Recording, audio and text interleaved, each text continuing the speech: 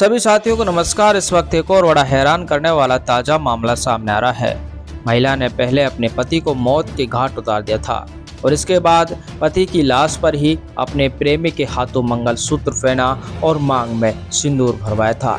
इस घटना ने पूरे प्रदेश में कोहराम मचा दिया था, लेकिन अब उस महिला का अंत भी इसी प्रकार हुआ है, जो अब बड़ी ताजा खबर सामने आई है। देंगे आपको संपूर्ण जानकारी विस्तार से, लेकिन आपको बताना चाहेंगे बुरे काम का अंत भी बुरा ही होता है। इस घटना से पूरी तरह जायज हो चुका है। जानकारी के मुताबिक घटना उत्तर प्रदेश के सोनभद्र से सामने आ रही है। उत्तर प्रदेश के सोनभद्र के रॉबर्ट्सगंज थाना क्षेत्र की यह घटना है।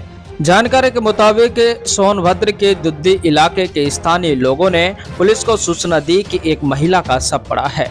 पुलिस मौके पर पहुंचते छानबीन करती है तो पता चलता है यह उस महिला ममता का शव है, जिसने साल 2020 में ऐसी बड़ी घटना को अंजाम दिया था, जिसने पूरे प्रदेश में हड़कंप मचा दिया था।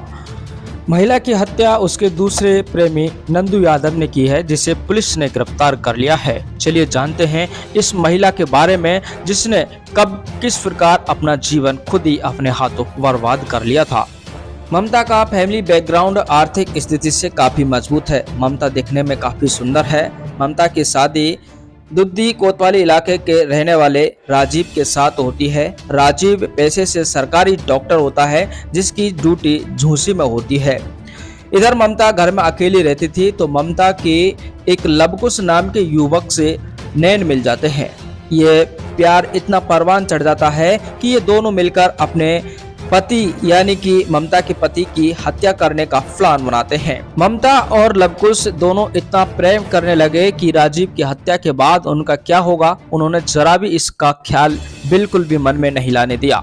आपको बताना चाहेंगे प्यार अंधा होता है, इस घटना से ही पता चलता है। ममता और लवकुश दोनों ने मिलकर शादी के लिए सहमति बना ली और 3 फरवरी 2020 वो रात जब उन्होंने अपने पति के साथ इस घटना को अंजाम दिया तो उन्होंने मिलकर राजीव का गला घोंट दिया और उसे हमेशा के लिए मौत के घाट उतार दिया। दरअसल राजीव, जो कि पेशे से एक डॉक्टर था, आर्थिक स्थिति से काफी मजबूत था और ममता से भी बेहद प्रेम करता था, लेकिन ममता से राजीव से प्रेम नहीं कर लवकुश से प्रेम करती थी और लवकुश केवल और केवल ममता के शरीर से प्रेम करता था। वो सिर्फ और सिर्फ अपनी हवस ही मिटाना चाह रहा था, लेकिन ममता इस बात को जरा भी समझ नहीं पाई।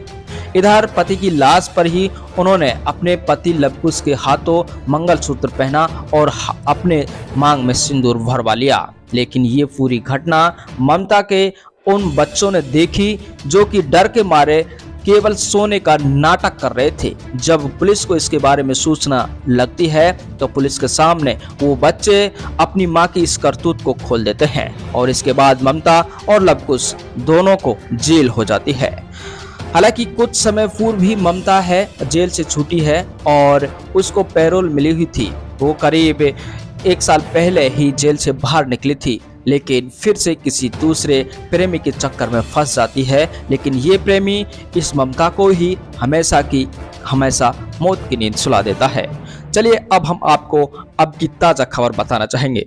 जेल से निकलने के बाद ममता सबसे पहले अपने मायके गई थी, लेकिन मायके वालों ने इस पति हत्यारिन को रखने से पूरी तरह मना कर दिया था। वे फिर अपने बच्चों को लेने के लिए ससुराल गई, लेकिन ससुराल वालों ने और उसके बच्चों ने भी ऐसी मां के साथ रहने से इनकार कर दिया। बच्चों ने स्पष्ट कर दिया कि वो अपनी इस हत्यारिन मां के साथ कभी नहीं रहेंगे। इसके बाद ममता अकेली हो जाती है और रोवाश थानागंज क्षेत्र के पूरा मोहल्ले में एक मकान का किराया लेकर वहां पर रहने लगती है। लेकिन अभी भी कोर्ट का मामला ये शांत नहीं हुआ था। उसे इस हत्या के मामले में रोजाना कभी कभी कोर्ट आना जाना लगा रहता था।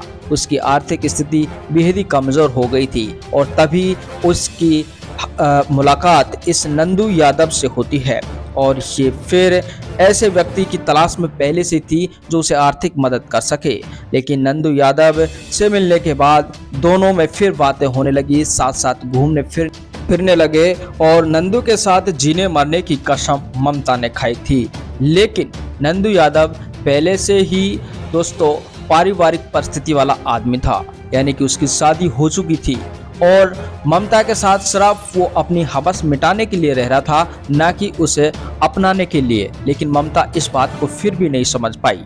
हम आपको बताना चाहेंगे, जिस प्रकार इस महिला ने इस घटना को अंजाम दिया, उसी प्रकार नंदू ने इस महिला के साथ उसी प्रकार घटना को अंजाम दे दिया। ममता नंदू पर शादी का दबाव बनाने लगी, उसके साथ हमेशा रहने के लिए दबाव बनाने लगी। बस नंदू इस बात से परेशान हो गया और उसने इस महिला को गला घोंटकर मौत की नींद सुला दिया। हालांकि नंदू यादव को पुलिस ने गिरफ्तार कर लिया है। दरअसल नंदू यादव ने इस घटना को अंजाम तब दिया क्योंकि जिस क्षेत्र में या जिस स्थान पर वो महिला ममता रहती थी, उसके आसपास लोग ममता के बारे में जानते थे कि साल 2020 में उसने अपने पति को मौत के घाट उतार दिया था। लोगों ने नंदू को समझाया और फिर नंदू ने इस घटना को अंजाम दिया, क्योंकि इस महिला के कारण अब नंदू की भी और नंदू के परिवार की बेइज्जती होने लगी थी और इसलिए अब इस महिला को अपने रास्ते से हटाने के लिए नंदू यादव ने इस घटना को अंजाम दिया। देते रहेंगे ताज़ा खबरें, बने रहिए S24 न्यूज के साथ।